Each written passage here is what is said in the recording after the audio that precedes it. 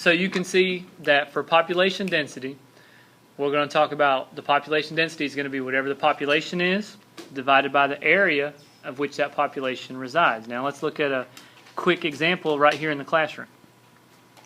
The same classroom with 14 students and a teacher. Which one would be more dense? Okay. I think most of you agree pretty easily that this classroom on the left, the one with 23 students and a teacher, is more dense than the classroom on the right, 14 and a teacher. Why would you say it's more dense? Okay, it is more crowded. That's a great way of thinking about it.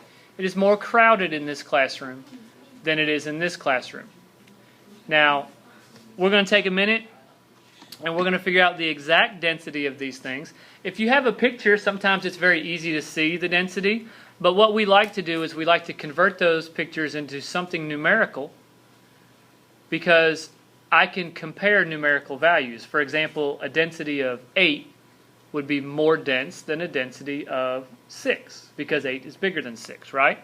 So we're going to convert these pictures into numerical values by following our density formula. First, we need to know the length and width of these classrooms. All right, so this classroom happens to be my classroom anyways, so I'm going to have, we can measure the length and width of this classroom, and we'll do that right now. So we know that the room is 30 by 25 just by counting the tiles on the floor.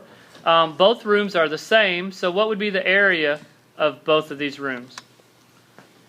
Area would be 30 by 25 is 750. And that's square feet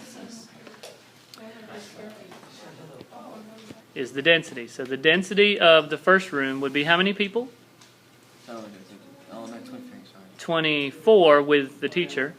Divided by 750 square feet. People. And that's 0.032. Is that right? Okay, so that would be 0.032 people per square foot. I know that sounds weird, but the point is we're just trying to get something to compare to. Now on the other side, this other classroom, again, the density is going to be, this time it's less people, right? So 15 people divided by the same 750 square feet is approximately 0.02. And you can easily compare numbers now. So even though visually it was easy to tell which one was more dense, now I have a numerical value that compares, and you can see that this one is more dense than this one. All right. Just real quick, we're going to look at these. Now, if I glance down here at Wyoming, approximately what shape could that? Okay. Still not a square. It's a rectangle. So what I could say is I could say that the area is approximately length times width. So let's approximate 360 times 280, and we get approximately how big of an area? 100,800 square miles, right? So that's a pretty big area. How is that approximately? Exactly what it is. Because it's not exact. Okay, once again, a rectangle could approximate Pennsylvania. So for Pennsylvania, I could do the same thing. The area would equal 280 times. So the area would be approximately 44,800 square miles. Clearly, Wyoming is much larger than Pennsylvania. It's actually more than double its area, right? Okay. But on the other side of that, Pennsylvania is way more than double the population. All right, it's actually about 24 times as big, right? So clearly there's a big difference here. But I want to go ahead and figure out the population density. So we're going to look at the density of Wyoming. So the density is going to be 576,000 over 100,800. And it's approximately, we'll round it to the 10th. about 5.7, and that's people per square mile. Now, I'd love to talk about what that means, people per square mile. That means in 1 square mile of land, now remember, that's a mile by a mile, there's probably, in this picture, only 6 people. All right? So, now, you do have to imagine a mile and how big a mile is. Let's go ahead and figure out Pennsylvania, if you haven't done it already. You end up with the density of 12,773,000 divided by 44,800, and you get approximately 285.1, about 285 people per square mile. So in this same exact square mile, I should have used a different color, but in that same exact square mile up here, where there was only 6 people in Wyoming, I'm going to put 285 people in that same mile. So even though that's not all of them, clearly which one is more dense? Pennsylvania. Now that's an exaggeration. What we're going to do is we're going to look here at Arkansas. We know its population. We don't know its area, but I think I'm going to estimate Arkansas as being more or less a trapezoid. I can see that the top and the bottom do appear to be parallel to each other. Pretty close. This side I think pretty closely comes straight down, don't you? And then this side at an angle. All right? Probably a trapezoid would work okay.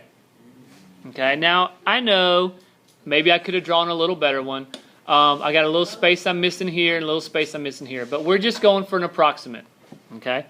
Matter of fact, I might clean this up a little on this side. It is. That didn't get any better. All right. All right, so what we're going to do is we need to figure out how to find the area of a trapezoid. So remember, this is one of those formulas that you're expected to know and will not be given to you later. We've done them earlier this year. How do you find the area of a trapezoid? All right, 1/2 base 1 base 2 times the height. So we need to remember that. Now, how am I going to find out base 1 and base 2? Well, there is a scale right here. So I can't really do it on the computer. I'm going to have to get up there and use an actual ruler on the board. But I'm going to use this scale here, and you guys can help me figure out base 1 and base 2 and the height. So that's what we'll do now. So by using our scale and converting them into miles, we have our base 1, base 2, and our height. And we get 1/2, 193 plus 266 times 236. And do you have one for me there, Vocal? What is it? 54,162. Some people agree with that? All right, so we'll call that the square miles, the area of Arkansas. Now, how do I find the population density of it? Okay, I'm going to do the density is going to be the population divided by the area. So that's simply going to be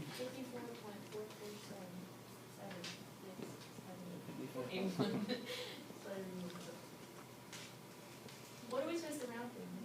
we're in, it kind of depends. Probably the nearest person will probably be fine. What do we have? About 54 people. All right, 54 people per mile squared. Okay? 54 people per square mile. Now, I'm just curious. I don't have it still up here, but what did we have on the last screen about Pennsylvania? 285, right? So compare the area of Arkansas to the area of Pennsylvania. It's not that much. The area. The area is way smaller, but has just about half. All right. The area wasn't too far off, was it? But the density was considerably different, wasn't it? All right. So we're looking at this shape, and you can tell that it's a little different. This is not a right triangle. But I do know that this edge here is about 150 miles. This edge here is about 100 miles. And down here, I hope you can see that the angle is about 52 degrees. How can I find the area? Area of the triangle. All right. There are two ways. I could The new area of triangle. I could create a right triangle, and then I could use my SOHCAHTOA. Which definition would help me find this? The height would be opposite, and this would be hypotenuse. So I could use the sine to find SOHCAHTOA. Or, don't forget, we actually have a new area formula specifically for this situation, right? Remember what it is? All right. It was 1/2 AB sine C. Right? And in this case, it would be 1/2 100 150 sine of 52. Don't forget, guys, this formula here is really just this formula and the area formula combined together creates this formula. So this just does it in one stop, or one step. Sorry. So somebody help me out with this computation. 1/2 times 100 times 150 times sine 52. Thank you. Change the radians to degrees.